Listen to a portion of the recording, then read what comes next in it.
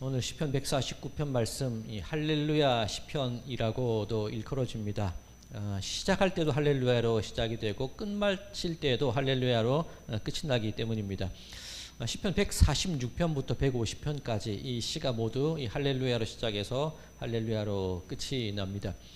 시편 1편 어떻게 시작이 됐습니까? 복 있는 사람은 그죠? 이 에셔. 시편의 시작이 복, 에셔로 시작이 되고 시편의 제일 마지막이 할렐루야로 끝이 나게 되는 겁니다. 즉 복이란 무엇일까? 시편이 말하는 복이란 무엇일까? 성경이 말하는 복이란 무엇일까? 하나님을 찬양할 수 있는 그런 삶, 그것이 우리들 성도들에게 복이 된다, 그런 말씀일 겁니다. 자, 그런 흐름 속에서 이 149편 이 할렐루야 시편이 들어가 있는 것입니다. 자, 오늘 이 본문 말씀 시편 149편 아마도 이 바벨론 포로기 때 아마 그 즈음에 쓰여진 말씀인 것 같습니다. 왜냐하면 이 뭇 나라들에 대한 복수, 여러 민족에 대한 징벌, 이런 내용이 이 7절 이하에 나와 있는 것을 볼 수 있습니다.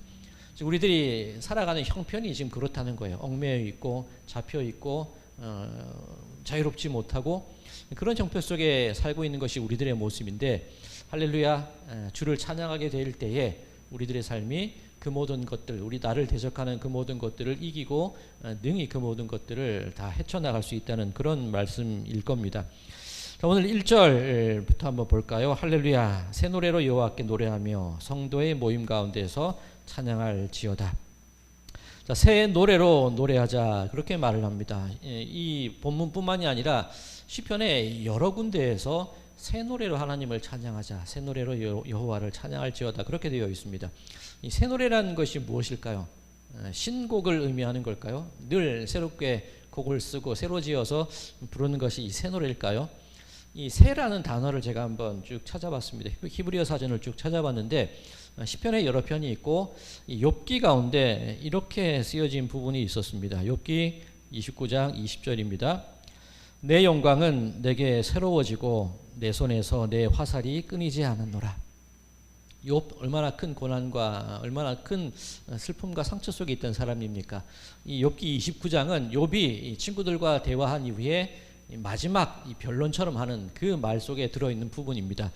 지금 읽은 29장 20절 보면 내 영광은 내게 새로워지고, 즉 내 삶이 영광을 받아오는 그런 새로운 삶이었다, 그렇게 고백을 하는 겁니다.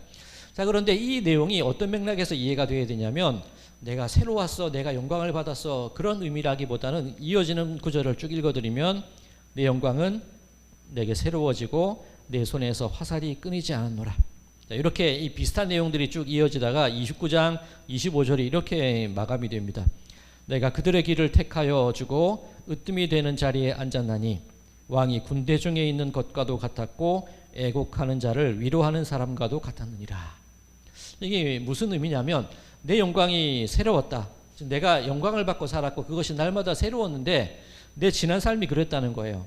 내 손에서 화살이 끊이지 않았다, 힘이 있었다는 얘기죠.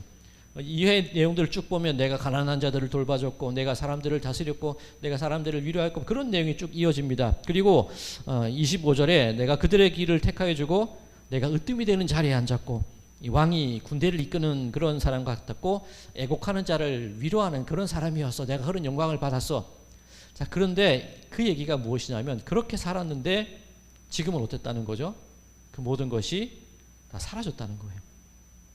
즉 이 새 노래라고 할 때 이 새라는 단어가 우리 인간에게 적용이 될 때는 그런 의미를 가지는 겁니다. 영광이 있었는데 다 지난 일이야. 내가 그렇게 높았는데 지금은 아니야. 그때가 좋았지. 그런 과거를 회상하는 모습들. 내가 새로워지고 내가 힘이 있고 내가 무언가 드러나려고 할 때 나에게 적용될 때는 그 모든 것을 잃어버린 자의 한탄으로 이 단어가 쓰여지고 있었습니다. 그럼 이 새라는 단어가 또 어디에서 쓰여졌냐면, 똑같은 단어가 에스겔 36장 26절에서 사용됩니다. 에스겔 36장 26절 제가 읽어드릴게요. 또 새 영을 너희 속에 두고 새 마음을 너희에게 주되 너희 육신에서 굳은 마음을 제거하고 부드러운 마음을 줄 것이며. 내가 나에게 그 새로운 것을 적용시킬 때 모든 것을 잃어버리는 삶을 살았는데 하나님께서 말씀하시기를 에스겔을 통하여서 새 영을 너희 속에 부어주겠다는 거예요. 하나님이 주신다는 겁니다. 이 새라는 것이 무엇이냐면 굳은 마음을 제거하고 부드러운 마음을 주신다는 거예요. 굳은 마음이 뭡니까? 그죠? 내가 영광받은, 내가 새 영광 속에 있었던 욥의 지난날의 삶들이 굳은 마음이라는 거예요.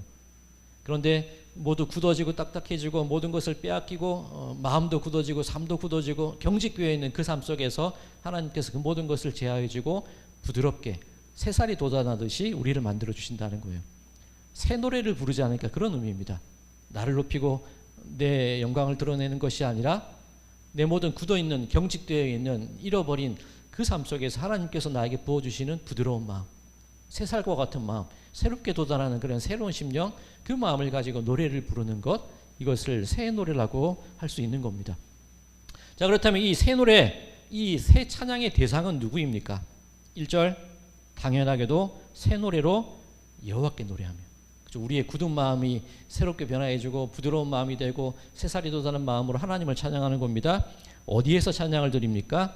성도의 모임 가운데에서 찬양할지어다. 우리 찬양송가 우리 620장 불린 내용이 그거였잖아요.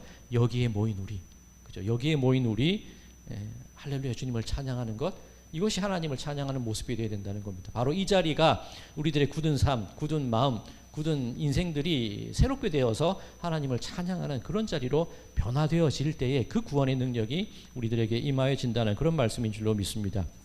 자, 그런데 이 1절에 성도의 모임 가운데에서, 그죠? 하나님이 임재하는 장소이기도 하고 우리 굳은 마음이 부드럽게 변하는 자리이기도 하고 새로운 살이 돋아나는 자리이고 하나님을 찬양하는 그 자리이기도 합니다.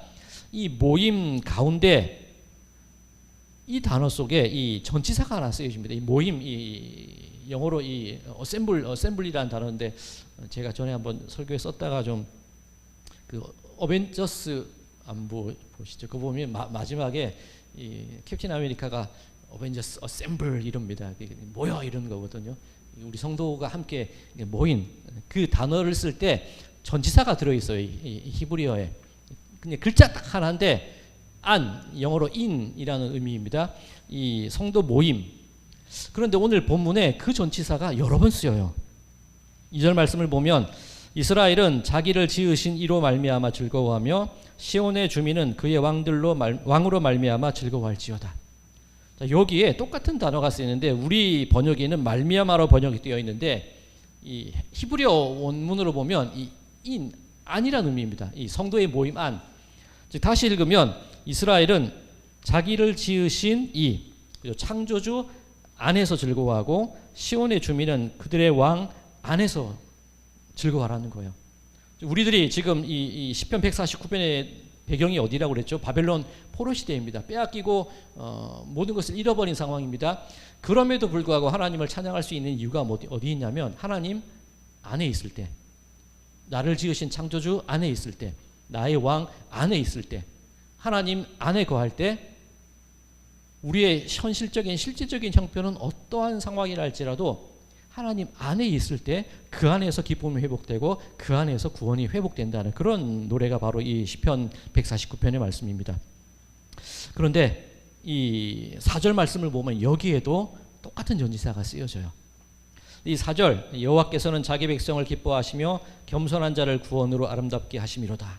이 자기 백성, 이건 이해되시죠? 우리를 의미하는 겁니다.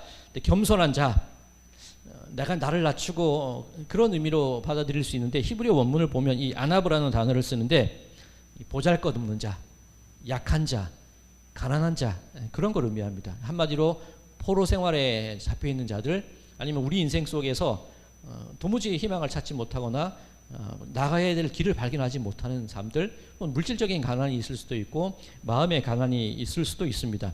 바로 그런 걸 의미하는 거예요. 즉 여호와께서는 자기 백성을 기뻐하시고 겸손한 자를, 이 가난하고 보잘것없고 힘없는 자를 구원으로 인도하신다. 자, 그런데 이 전치사가 어디에서 사용이 되냐면 자기 백성을 기뻐하시며 할 때 백성을이 아니라 백성, 히브리 원문에 의하면 그 전치사가 쓰여서 백성 안에서 기뻐하신다는 거예요. 자, 똑같지 않습니까? 우리의 인생 속에서 아무리 보잘것없고 포로되어 있고 가난하고 힘겨운 삶 속에서도 하나님 안에 있으면 그게 기쁨이 되는 겁니다. 근데 하나님도 똑같으시다는 거예요. 하나님도 당신의 기쁨을 어디에서 찾으시냐면 우리 안에서 기쁨을 찾으신다는 거예요. 자, 우리가 교회에 설립되고 거의 초반에 그런 설교를 한번 했던 것 같습니다. 우리가 우리 자녀들을 바라볼 때, 아기 때 옹알이 한번 시작하면 어떤 일이 벌어집니까? 집안에서 막 그저 난리가 나죠. 얘가 아빠라고 얘기했어. 저도 막 이전에 그랬어요. 애가 막 웅얼거리는 거 보고 아버님 다녀오셨습니까? 그렇게 얘기한다고 제 귀에는 그렇게 들렸거든요. 부모의 마음이잖아요.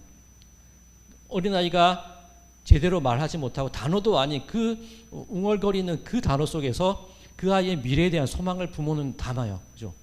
그 아이가 어떻게 이루어질지 그 희망과 꿈 그리고 내 모든 바람을 그 말도 안 되는 그 단어 속에 집어넣는 게 부모의 마음이에요.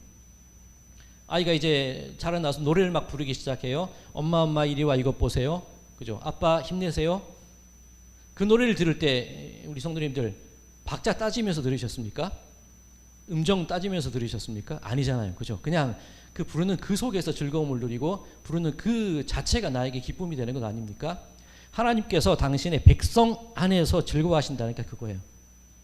하나님께서 지금은 포로 같고 지금은 잡혀 있는 것 같고 지금은 굳어 있는 것 같고 지금은 아무것도 아닌 것 같은 우리 삶 속에서 옹알이 같은 그 고백과 그 기도 단어도 안 되고 말도 안 되는 그 기도를 드리는 우리를 바라보시면서 하나님이 우리 안에서 그렇게 기뻐하신다는 거예요. 장차 우리를 통해서 이루어 주실 그 미래의 것들 그 소망들을 우리 안에 가득히 부어 주시면서 그 기쁨으로 하나님이 즐거워하신다는 겁니다. 그리고 우리가 드리는 찬양 음정 박자 그것을 넘어서서 그 속에 담겨있는 그 희망과 그 하나님을 향한 그 우리의 소망이 어떻게 살아나갈지 성장해 나갈지 그것을 바라보는 그 마음으로 하나님이 기뻐하신다는 거예요. 자, 그렇다면 우리가 드리는 오늘의 이 찬양과 오늘 우리가 드리는 그 기도는 비록 정돈되지 못하고 비록 번잡한 삶 속에서 정신없이 어떻게 어떤 기도와 어떤 찬양을 드려야 될지 모르는 상황 가운데 우리가 엎드려진다 할지라도 하나님은 그 속에서 기뻐하시고 그 속에서 하나님의 소망을 보시고 그 속에서 우리를 통하여 이루어 나가실 그 놀라운 계획들을 하나하나 만들어 가신다는 의미입니다. 이 시간의 기도가 이 시간의 찬양이 그렇게 중요하다는 의미입니다. 그러나 오늘 기도하실 때 하나님이 우리 기도 안에서 기뻐하신다는 사실을 기억하시기 바랍니다. 우리 찬양 가운데서 우리 찬양 속에서 하나님이 즐거워하신다는 사실을 믿으시기 바랍니다. 그 기쁨으로 하나님께 그 우리의 기도를 올려드리고 찬양을 올려드림을 통하여서 하나님의 기쁨이 되시는 오늘 이 시간이 되기를 간절히 소망합니다. 그리고 우리의 기도들 속에서 하나님께서 당신이 이루어 주실 그 계획과 그 꿈을 부모의 마음으로 하나하나 우리 삶 속에 펼쳐 나가실 것을 믿으시는 믿음으로 하나님께 맡기시는 하나님께 내 모든 인생과 내 모든 자녀의 삶을 의탁하는 그런 귀한 기도의 시간이 되시기를 주님의 이름으로 간절히 축원드립니다.